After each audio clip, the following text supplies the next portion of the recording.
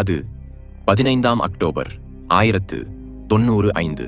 வானத்தில் அரசனைப் போல பறந்து செல்லும் இருதள ஆடம்பர விமானம் பான் எம் பறவை எண் 6 ஹவாயிலிருந்து சான் பிரான்சிஸ்கோவை நோக்கி புறப்பட்டது.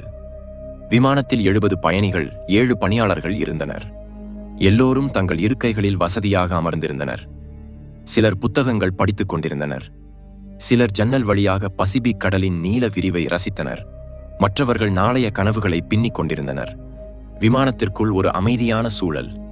ஆனால் அந்த அமைதி நீண்ட நேரம் நீடிக்கவில்லை. திடீரென ஒரு கடுமையான கூச்சல் விமானம் முழுவதும் எதிரொலித்தது.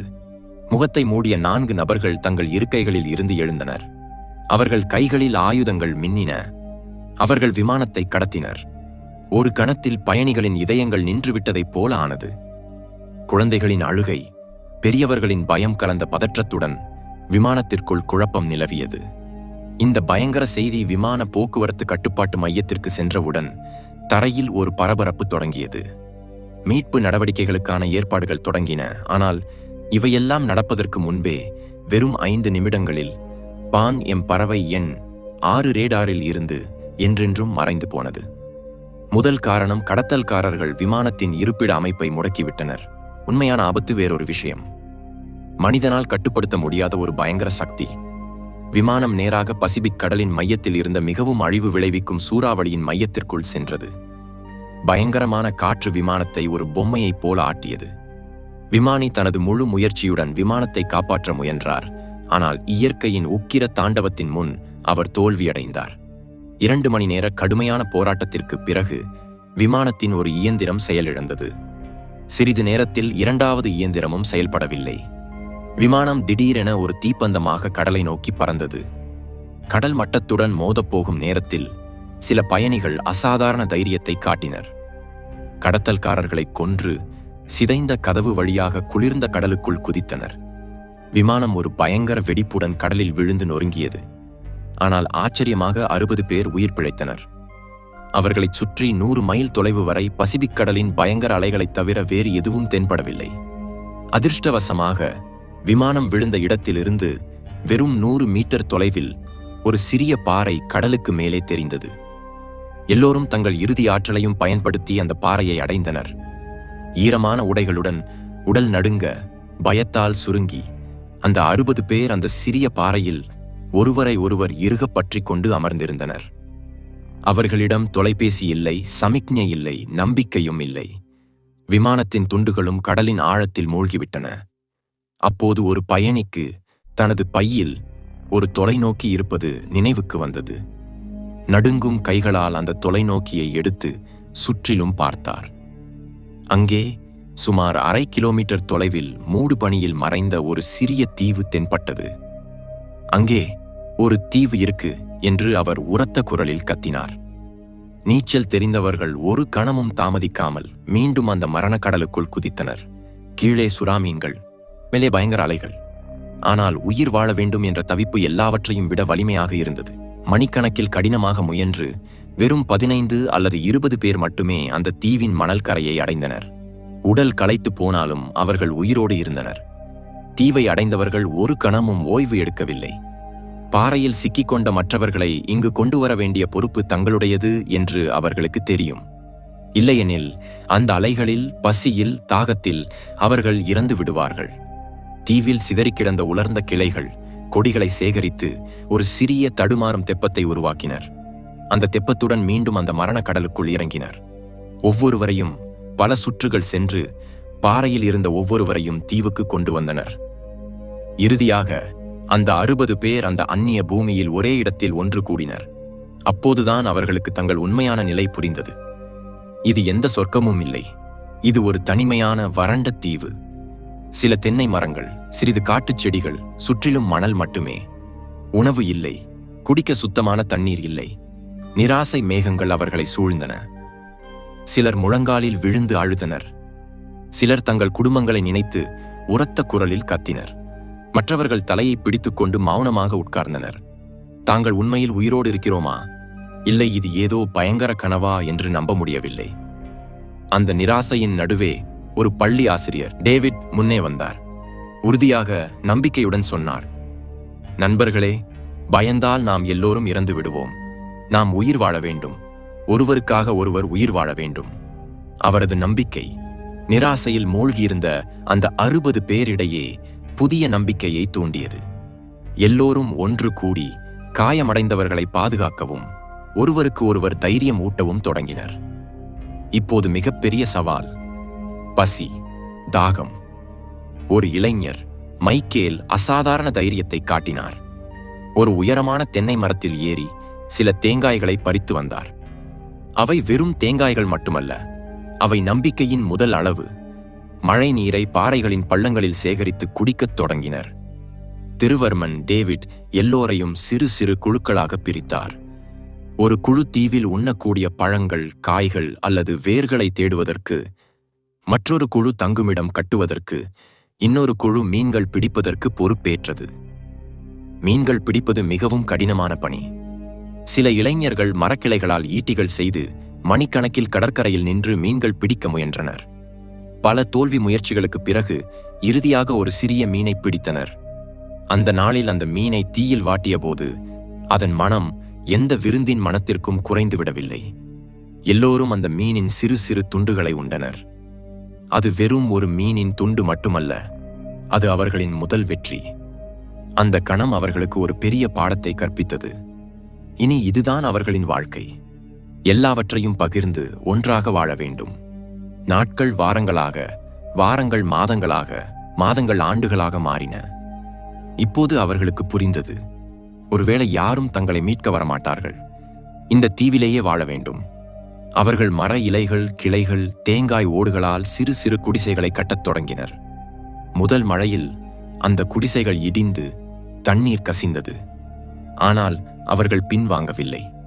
மேலும் உறுதியாக, மேலும் கவனமாக தங்குமிடங்களை கட்டினர்.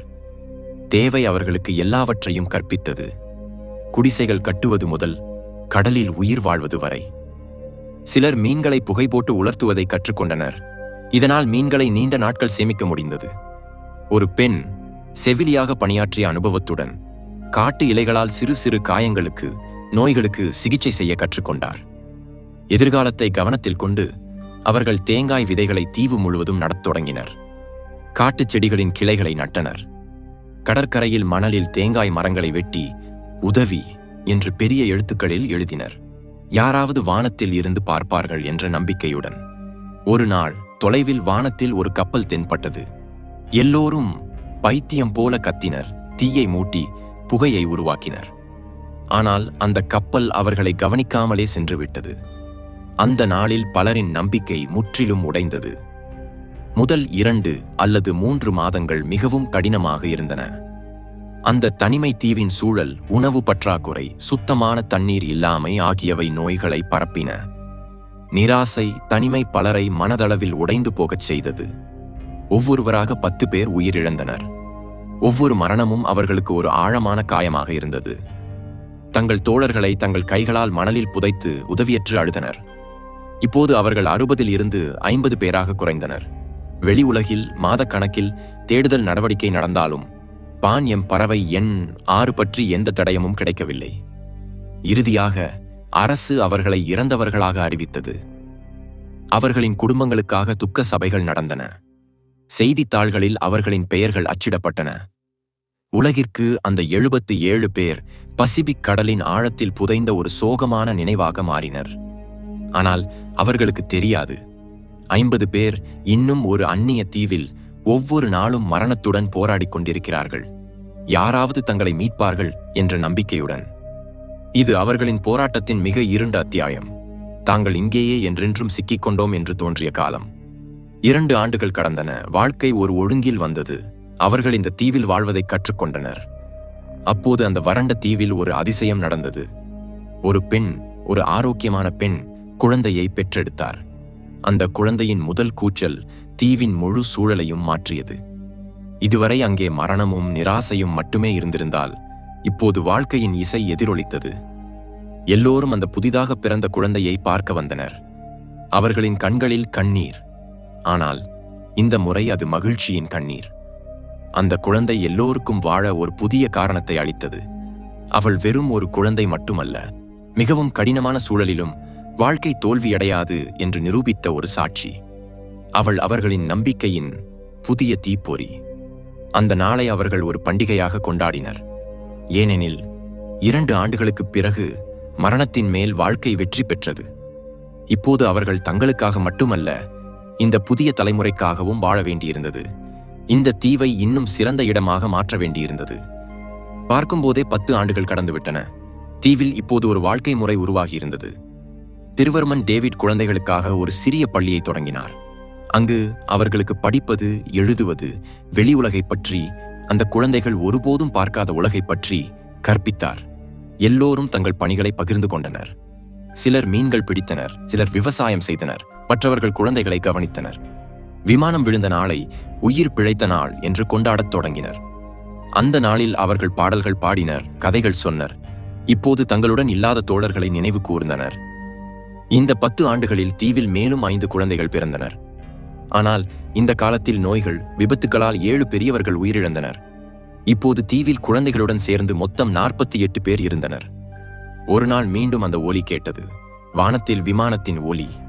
எல்லோரும் மீண்டும் ஓடினர், கத்தினர், தீயை மூட்டினர். ஆனால் முடிவு அதேதான். விமானம் அவர்களை கவனிக்காமல் சென்று விட்டது. மீண்டும் மீண்டும் வந்த நிராசை இப்போது அவர்களை உடைத்து போடுவதை நிறுத்தியது. ஒருவேளை அவர்கள் இதை தங்கள் விதியாக ஏற்றுக்கொண்டார்களோ? 13 ஆண்டுகள் கடந்தன. தீவில் பிறந்த குழந்தைகள் இப்போது இளமை பருவத்தில் இருந்தனர். அவர்களுக்கு இந்த தீவுதான் உலகம், இந்த தீவுதான் வீடு. பெரியவர்கள் இப்போது முதியவர்களாக மாறியிருந்தனர். அவர்களின் முகத்தில் போராட்டத்தின் கோடுகள் தெளிவாக தெரிந்தன. ஒரு காலை 13 ஆண்டுகளில் ஒருபோதும் கேட்காத ஒரு ஒலி கேட்டது. ஒரு பெரிய கப்பலின் கொம்பு ஒலி. முதலில் அவர்களுக்கு நம்பிக்கை வரவில்லை. இதுவும் ஒரு மாயையாக இருக்கலாம் என்று நினைத்தனர். ஆனால் அந்த ஒலி மீண்டும் கேட்டவுடன் எல்லோரும் பைத்தியம் போல கடற்கரைக்கு ஓடினர். தங்கள் முழு ஆற்றலுடன் தீயை மூட்டி, கத்தி, கைகளை ஆட்டினர். அவர்களின் கண்களில் ஒரு இறுதி நம்பிக்கையின் பிரகாசம். இந்த முறை இறுதியாக ஒரு அதிசயம் நடந்தது. கப்பல் அவர்களை பார்த்தது. கப்பல் நின்று அவர்களுக்கு சற்று தொலைவில் நங்கூரமிட்டது. அந்த கணத்தை வார்த்தைகளால் விவரிக்க முடியாது. 48 பேர் ஒருவரை ஒருவர் இறுக தழுவி அழுதனர், சிரித்தனர், கத்தினர். 13 ஆண்டுகளின் பயங்கர காத்திருப்பு இறுதியாக முடிந்தது. மீட்பு குழு படகில் தீவை அடைந்த போது அவர்களின் கண்களிலும் கண்ணீர். அவர்கள் பார்த்தது உலகம் இறந்துவிட்டதாக நினைத்தவர்களை. 48 பேர் நகரத்திற்கு திரும்பிய போது உலகமே ஆச்சரியப்பட்டது. அவர்கள் இப்போது முன்பு இருந்தவர்களைப் போல இல்லை. நகரத்தின் மின்னும் விளக்குகள், வாகனங்கள், கட்டிடங்கள் எல்லாமே அவர்களுக்கு அந்நியமாக தோன்றியது. அவர்களின் கதையை யாரும் நம்பவில்லை. ஒரு உயிர் பிழைத்தவர் எழுதிய நாட்குறிப்பு வெளியே வந்தவரை. அந்த நாட்குறிப்பில் 13 ஆண்டுகளின் ஒவ்வொரு நாள், ஒவ்வொரு போராட்டம், ஒவ்வொரு மரணம், ஒவ்வொரு பிறப்பு பதிவு செய்யப்பட்டிருந்தது. ஊடகங்கள் அந்த நாட்குறிப்பின் பக்கங்களை உலகின் முன் வைத்த போது எல்லோரின் கண்களிலும் கண்ணீர் திரண்டது. இது மனித தைரியம், உறுதி, உயிர் வாழ வேண்டும் என்ற விடாப்பிடியின் ஒரு நம்ப முடியாத கதை. இந்த உண்மை சம்பவத்தின் அடிப்படையில் பறவை எண் 6 கடைசி உயிர் பிழைத்தவர்கள் தீவில் 13 ஆண்டுகள் என்ற புத்தகம் எழுதப்பட்டது. இந்த கதை இன்றும் நமக்கு கற்பிக்கிறது. நம்பிக்கையின் ஒரு சிறிய ஒளிக்கீற்று மிக இருண்ட இருளையும் கிழிக்க முடியும். மனித உறுதி எந்த கஷ்டத்தையும் விட உயர்ந்தது என்று. நண்பர்களே, இந்த 48 உயிர் பிழைத்தவர்களின் இதயத்தை உலுக்கும் கதை உங்களுக்கு எப்படி இருந்தது? 13 ஆண்டுகள் ஒரு தனிமை தீவில் கழிப்பது எப்படி இருக்கும் என்று கற்பனை செய்ய முடியுமா? உங்கள் கருத்துக்களை கருத்து பகுதியில் பகிர்ந்து